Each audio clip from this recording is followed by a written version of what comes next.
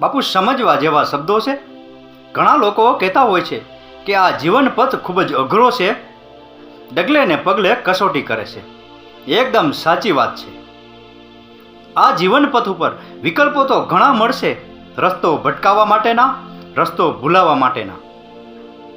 પરંતુ આપણે જે ટેક લીધી હોય, જે પ્રતિજ્ઞા લીધી હોય, જે નિર્ણય કર્યો હોય, એ નિર્ણયમાં, એ પ્રતિજ્ઞામાં, એ ટેકમાં ક્યારેય ખામી ન આવી જોઈએ, એમાં ક્યારેય બદલાવ ન થવો જોઈએ. કારણ કે એ ટેક, એ પ્રતિજ્ઞા, એ નિર્ણય જ કાફી છે આપણે મંજિલ સુધી પહોંચાડવા માટે. બાકી આ તો દુનિયા છે, એ ક્યારેય કોઈનું સારું જોઈ અને રાજી નથી થતી, હંમેશા બળતરા જ કરે છે. આપણી ગુજરાતી ભાષામાં એક કહેવત છે કે કર ભલા તો હોગા ભલા. એટલે કે જો બીજાનું સારું વિચારશો, બીજાનું સારું ઈચ્છશો, બીજાનું સારું થતું જોઈ રાજી થશો તો આપણું પણ સારું જ થશે.